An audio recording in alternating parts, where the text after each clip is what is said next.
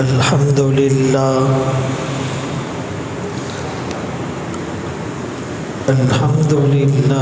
وكفى والصلاة والسلام على من لا نبي بعده أما بعد فأعوذ بالله من الشيطان الرجيم بسم الله الرحمن الرحيم كل نفس ذائقة الموت وقال الله تبارك وتعالى في مقام آخر أينما تكونوا يدرككم الموت ولو كنتم في بروج مشيدة وقال النبي صلى الله عليه وسلم الكيس من دان نفسه وعمل لما بعد الموت والعاجز من أتبع نفسه هواها وتمنى على الله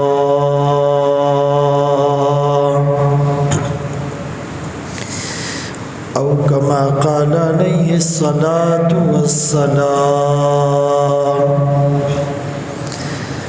صدق الله مولانا العظيم وصدق رسوله النبي الأمي الهاشمي المدني الكريم ونحن على ذلك لمن الشاهدين والشاكرين والحمد لله رب العالمين.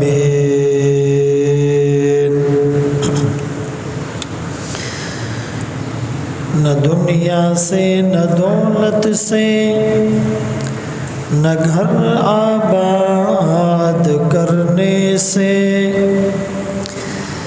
تسلی دل کو ہوتی ہے خدا کو یاد کرنے سے. اب تو گھبرا کے یہ کہتے ہیں مر جائیں گے مر کے بھی چین نہ پایا تو کدھر جائیں گے. یہاں ایسے رہے کہ ویسے رہے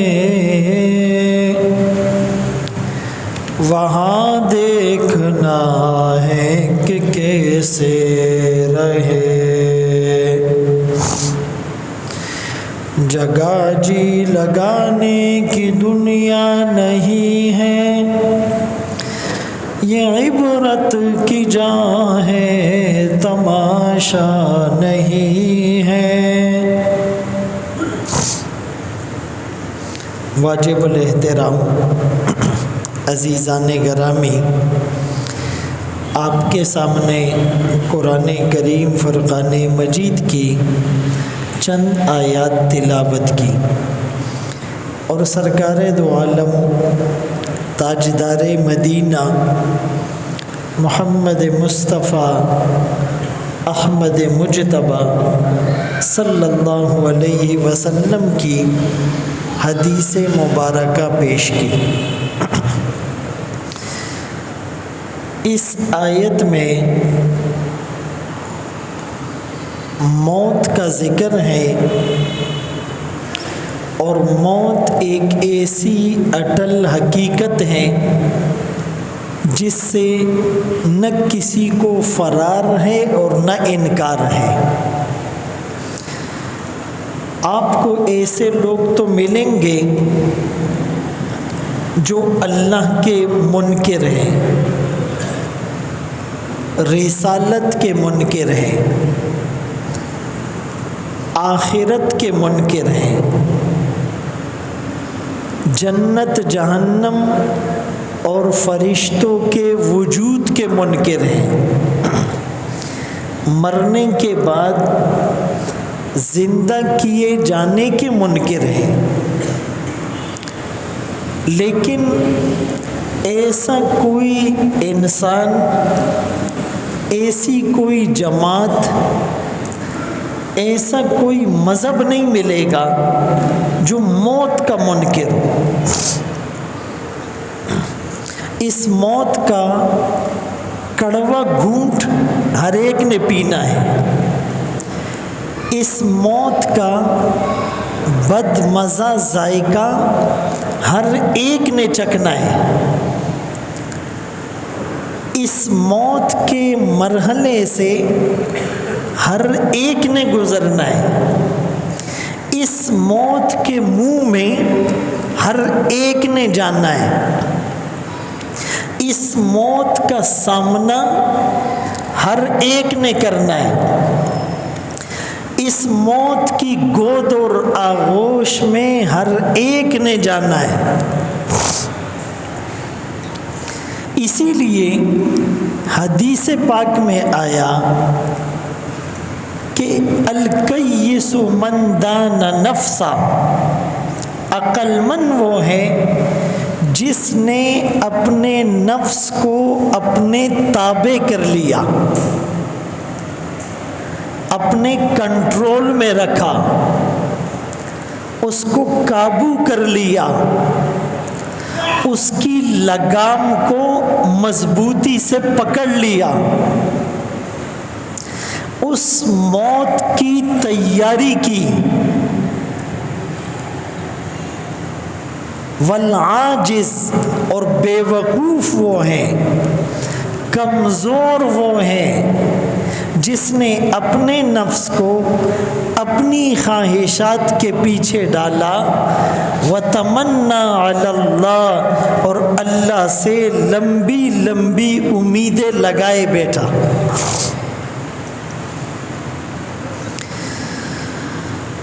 صوفیاء کا قول ہے کہ موتو قبل ان تموتو، مرنے سے پہلے مر جاؤ۔ اس کا مطلب عد نفسک من الاموات، اپنے آپ کو مردہ سمجھ بیٹھو، اپنے اندر عاجزی لے آؤ، تکبر سے بچ جاؤ۔ صدیق اکبر رضی اللہ تعالیٰ عنہ اتنی عاجزی کے ساتھ چلتے کہ لوگ کہتے جو یہ چاہتا ہے کہ دنیا میں کسی لاش کو دیکھے تو وہ صدیق اکبر کو دیکھ لے۔ کیوں؟ قرآن کریم کی وہ آیت ان کے سامنے تھی کہ عباد الرحمن، اللہ کے نیک بندے وہ ہیں، یمشون علی الارض ہونا، جو زمین پر عاجزی کے ساتھ چلتے ہیں۔ اور دوسری جگہ سورہ لقمان میں 21ویں پارے میں حکم ہے جو لقمان حکیم نے اپنے بیٹے کو نصیحت کی، وَلَا تَمْشِ فِي الْأَرْضِ مَرَحًا، زمین پر اترا کر نہ چلو۔ کیوں؟ اِنَّكَ لَن تَخْرِقَ الْأَرْضَ، تم زمین کو چیر نہیں سکتے۔ وَلَن تَبْلُغَ الْجِبَالَ طُولًا، تم پہاڑ کی بلندیوں پر چڑھ نہیں سکتے، تم ماؤنٹ ایورسٹ کی چوٹیوں کو سر کر نہیں سکتے، آسمانوں تک تمہاری رسائی نہیں، اسی لیے عاجزی کے ساتھ چلو۔ موتو قبل ان تموتو، ای موتو اختیاراً قبل ان تموتوا استراراً، اپنے اختیار سے مر جاؤ، اپنے اندر عاجزی پیدا کر لو قبل اس کے کہ اچانک تمہیں موت آئے اور تمہاری تیاری پوری نہ ہو۔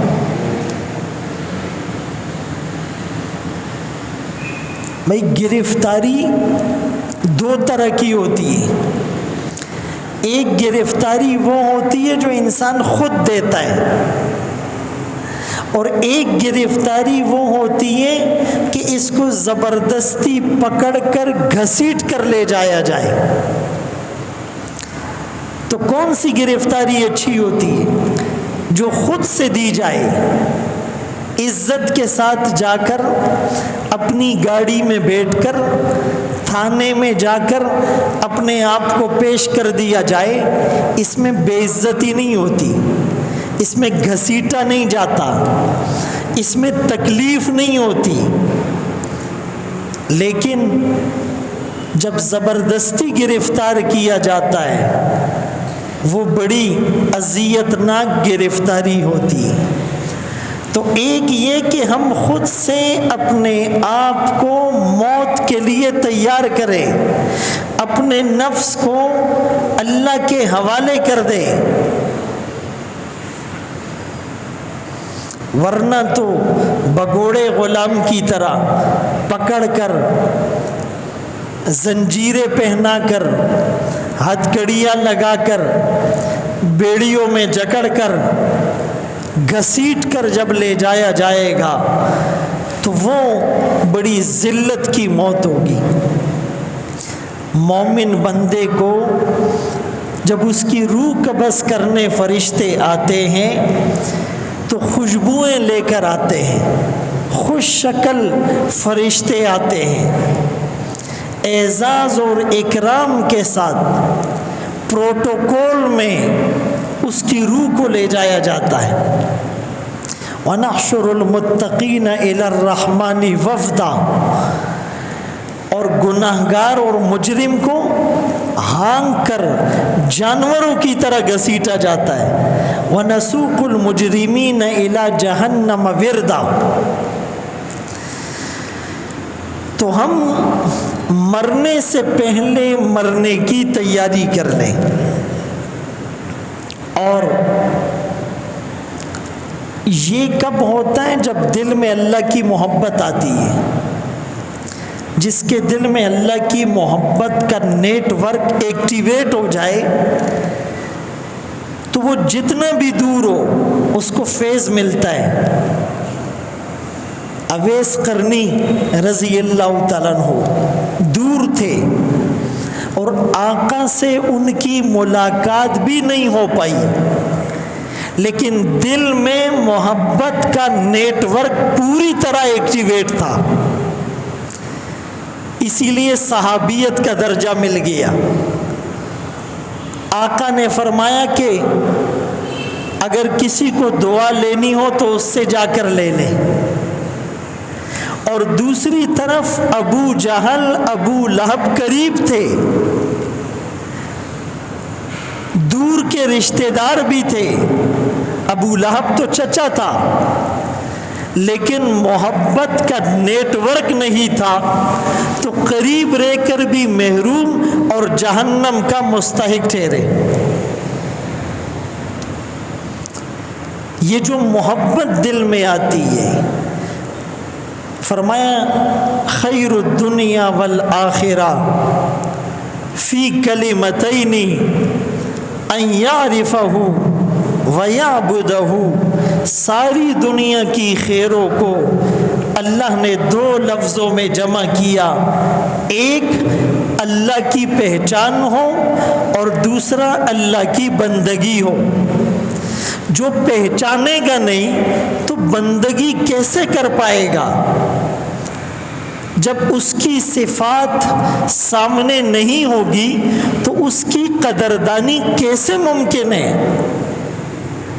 اسی لیے ما خلقت الجن والانس الا لیعبدون کا مفسرین نے ترجمہ کیا لیعرفون، میں نے جنات اور انسانوں کو اس لیے پیدا کیا کہ یہ مجھے پہچان لے، جب پہچان لیں گے تو میری معرفت بھی کریں گے۔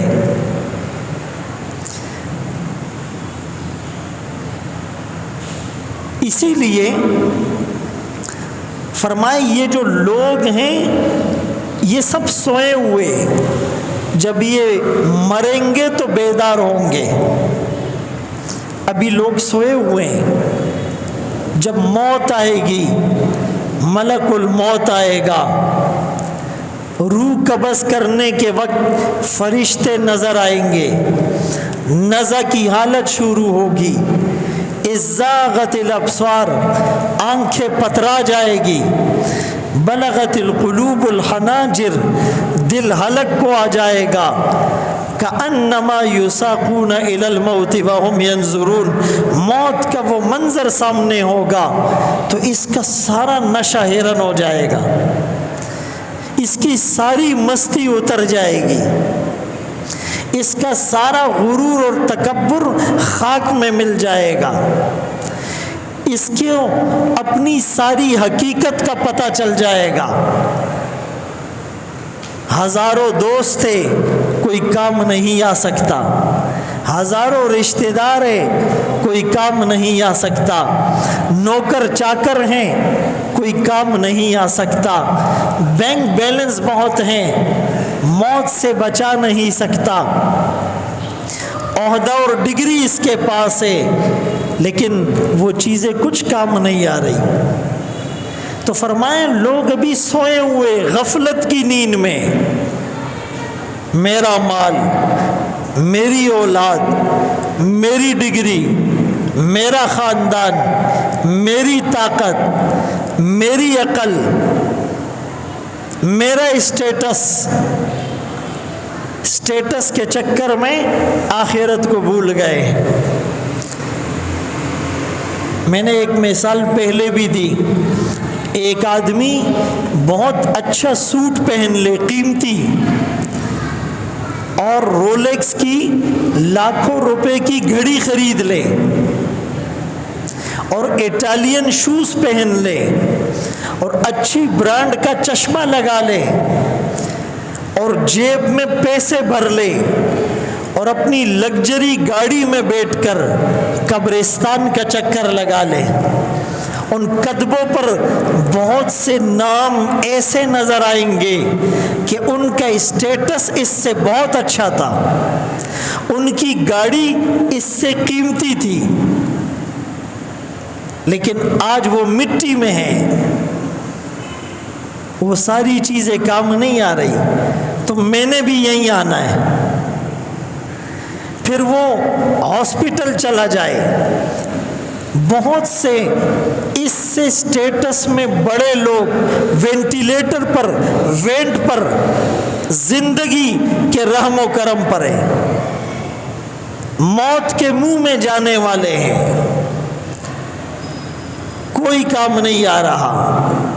ہم بھی اس بستر پر آ سکتے ہیں، جیل میں چلے جائے، جس کو سزائے موت ہو چکی ہے، صبح پھانسی دی جائے گی، وہ سلاخوں کے پیچھے اپنی بیوی بچوں کو دیکھ رہا ہے لیکن کچھ نہیں کر سکتا۔ شکر ہے کہ ہم یہاں پر نہیں۔ تو جب ان چیزوں کو دیکھے گا تو پھر یہ بیدار ہوگا، یہ میرے ساتھ کیا ہوا، یہ تو میں غفلت اور دھوکے کی زندگی جی رہا تھا۔ اسی لیے گناہوں سے بچے۔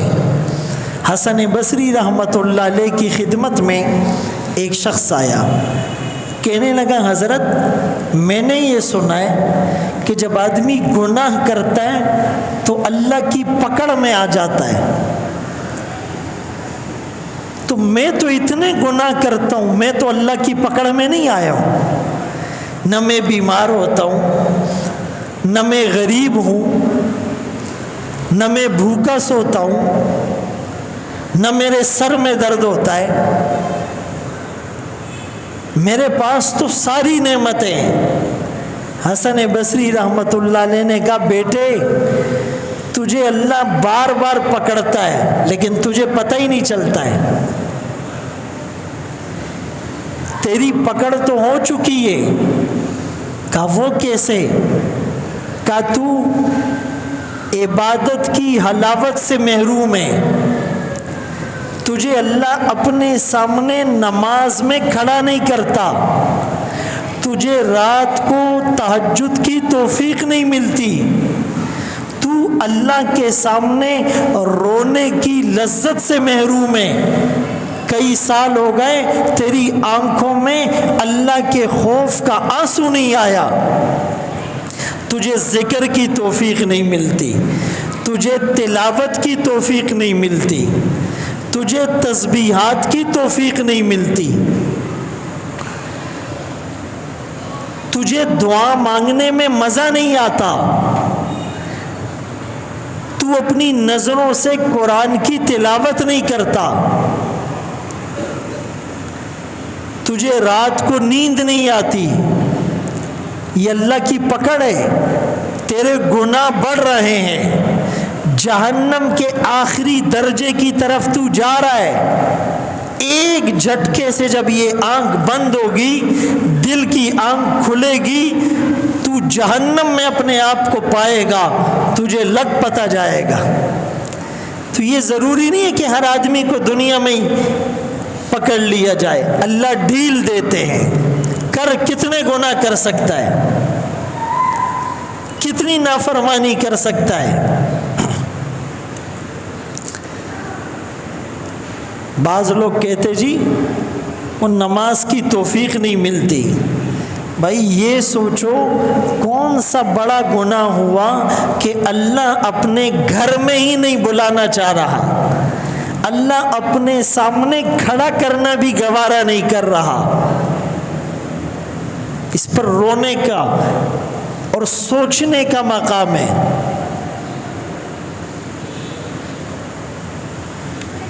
جن لوگوں کے دل میں اللہ کی محبت کا نیٹ ورک بیدار ہوتا ہے تو وہ لوگ پھر اللہ کے خوف سے رویا کرتے ہیں۔ ابن جوزی رحمت اللہ علیہ اللہ کے بہت بڑے ولی عالم اور بزرگ گزرے ہیں، اتنی کتابیں لکھی، اس زمانے میں لکڑی کے قلم سے سیاہی میں ڈبو کر کاغذ اور چمڑے پر لکھا جاتا تھا، تو اتنے قلم ان کے موت کے وقت پڑے رہے کہ اسی سے پانی گرم کر کے ان کو غسل دیا گیا۔ 20,000 یہودی اور عیسائی ان کی دعوت سے مسلمان ہوئے، 1,00,000 سے زائد لوگوں نے ان کے بیانات سن کر توبہ کی، 2,000 سے زائد اس وقت بڑی بڑی کتابیں لکھی، لیکن انتقال کا وقت ہے، اپنے شاگردوں سے کہہ رہے ہیں کہ اذا دخلتم فی الجنہ، جب تم جنت میں داخل ہو جاؤ گے، فلم تجدونی بینکم، اور وہاں مجھے نہ پاؤ گے، تو اللہ سے سوال کر لینا، سفارش کر لینا کہ وہ آدمی ہمیں واعظ و نصیحت کیا کرتا تھا، ہماری آخرت کی فکر کیا کرتا تھا، آپ ہماری سفارش قبول کریں، اسے جنت میں لے آئے۔ اور ہم جو 5 وقت کسی دن پوری نمازیں پڑھ لیں تو وہ کہتا ہے کہ جنت کی خوشخبری تو مجھے ہی ملے گی۔ سال میں 1 دفعہ اگر ٹوٹے پھوٹے روزے رکھ لیں تو وہ اپنے سے بڑا عابد اور نیک کسی کو نہیں سمجھتا۔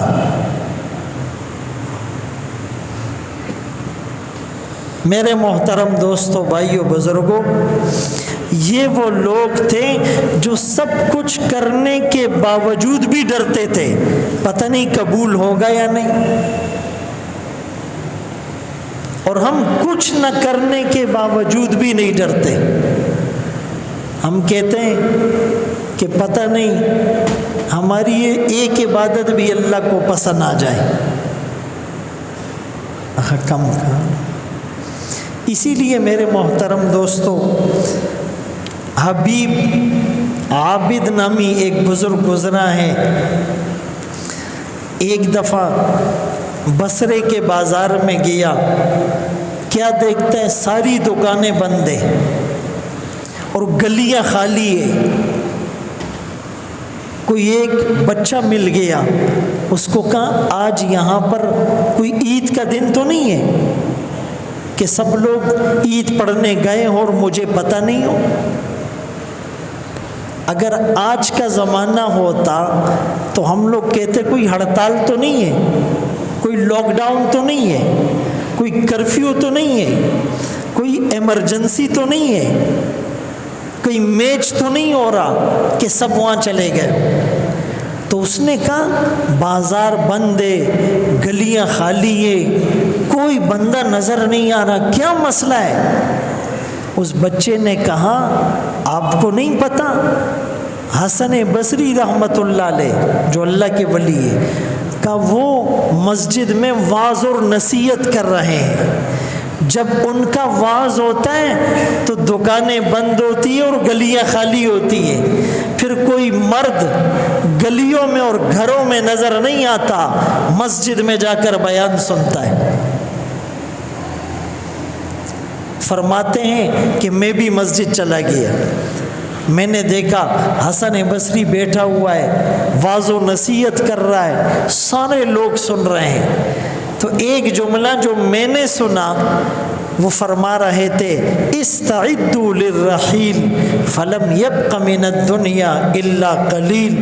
لوگوں کوچ کا وقت ہے، سفر کرنے کا وقت ہے، اس کی تیاری کرو، اپنے آپ کو تیار کرو، اسی لیے کہ دنیا میں تمہارا رہنا بہت تھوڑا سا باقی ہے، تھوڑا سا بچ گیا ہے، نہ جانے کس گلی میں زندگی کی شام ہو جائے.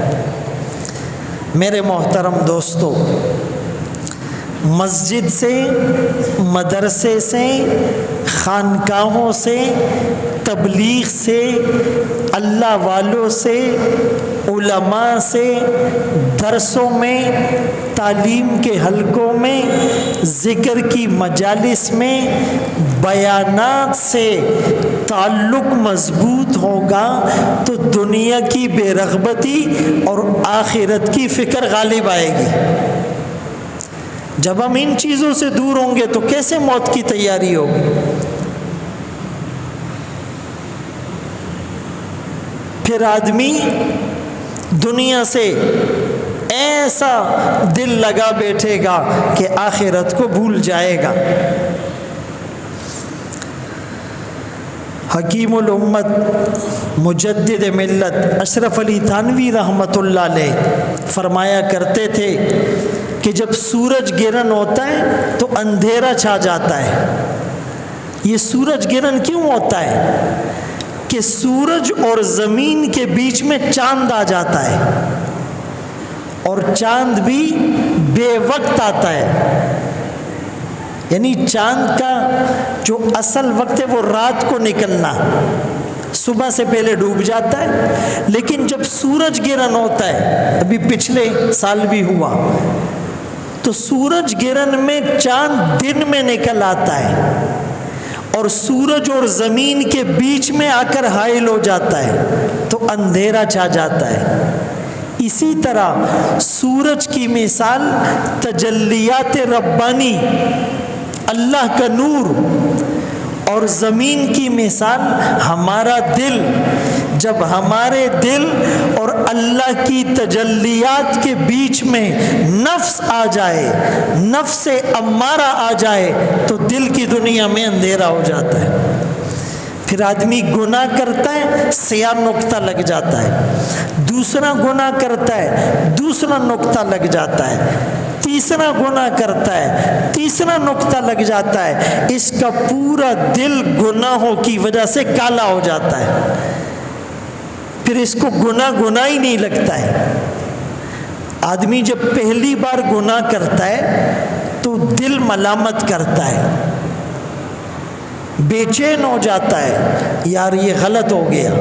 لیکن جب وہ مستقل گناہ کرتا رہتا ہے، پھر وہ گناہ کو گناہ ہی نہیں سمجھتا ہے۔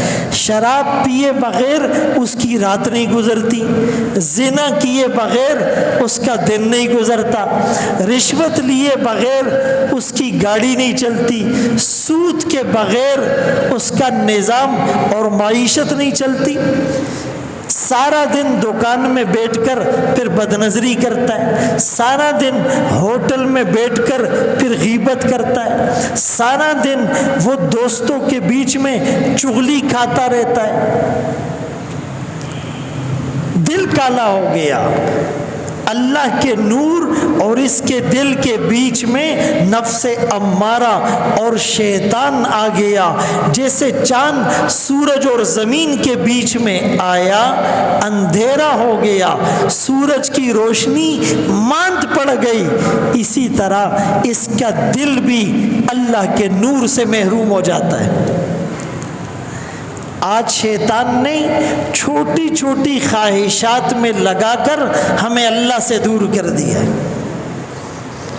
مثال کے طور پر وہ شیخ سعدی رحمۃ اللہ علیہ نے ایک واقعہ لکھا ہے، کہا کہ ایک بچہ تھا، اس کے ہاتھ میں ایک انگوٹھی تھی اور وہ سونے کی تھی۔ تو یہ جو ٹھگ ہوتے ہیں نا، ٹھگ ہر زمانے میں ہوتے ہیں، تو اس ٹھگ نے اس بچے کو کہا کہ میں تمہیں گڑ دے دوں گا، گڑ کی ایک ڈلی، اور تم یہ انگوٹھی مجھے دے دو۔ تو وہ بچہ نہیں دے رہا تھا۔ اس ٹھگ نے کہا کہ تم اپنی انگوٹھی کو چوسو۔ بچے نے چوسا، کہا مزہ آیا؟ کہا نہیں۔ پھر کہا یہ گڑ کو چوسو۔ اب گڑ کو جب چوسا تو وہ تو میٹھا۔ بچے نے کہا اس میں مزہ آیا۔ کہا دیکھو یہ مزے والی چیزیں وہ بے مزہ ہے۔ تو گڑ کی ایک ڈلی دے کر سونے کی انگوٹھی لے لی۔ آج شیطان نے ہمیں دنیا کی خواہشات کے مزوں میں لگا کر اللہ سے دور کر دیا، قیمتی جنت سے دور کر دیا، نبی کی معیت سے دور کر دیا، نبی کی سنتوں سے دور کر دیا۔ اسی لیے جو موت کو یاد رکھے گا وہ دنیا کی لذتوں میں نہیں پڑے گا۔ اور موت کو کون یاد رکھے گا؟ جو اس مجالس میں بیٹھے گا۔ اسی لیے فرمایا کہ ایک تو ہم حالت رضا اور غضب میں انصاف کریں، خوش ہو یا غصہ آ جائے انصاف کرنا ہے۔ بھائی بعض لوگ، ہم سب اس میں شامل ہیں، کسی کو گالی دے دی، پھر کہتے یار غصے میں دے دی۔ یاد رکھو کہ جو چیز اندر ہوتی ہے وہی نکلتی ہے۔ جب ایک چیز اندر ہو ہی نہیں، وہ نکلے گی کیسے؟ عیسیٰ علیہ السلام کو ایک شخص نازیبا کلمات کہہ رہا ہے اور وہ بدلے میں دعائیں دے رہے ہیں، تو کسی نے کہا حضرت یہ آپ کو نازیبا جملے کہہ رہا ہے، آپ بدلے میں دعائیں دے رہے ہو۔ عیسیٰ علیہ السلام نے کہا کل اناء یترشح بما فیہ، ہر برتن سے وہ نکلتا ہے جو اس میں ہوتا ہے۔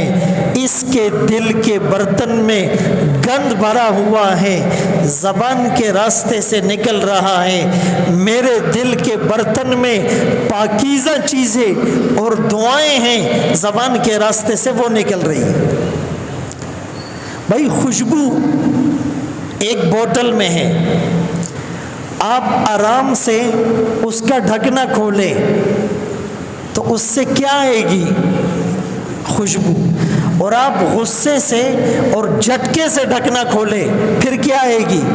پھر بھی خوشبو آئے گی۔ اندر خوشبو ہے تو خوشبو آئے گی، اور اگر اس میں بدبو ہے، آپ نے آرام سے ڈھکنا کھولا، کیا آئے گی؟ بدبو۔ اور جھٹکے سے کھولا پھر کیا آئے گی؟ بدبو.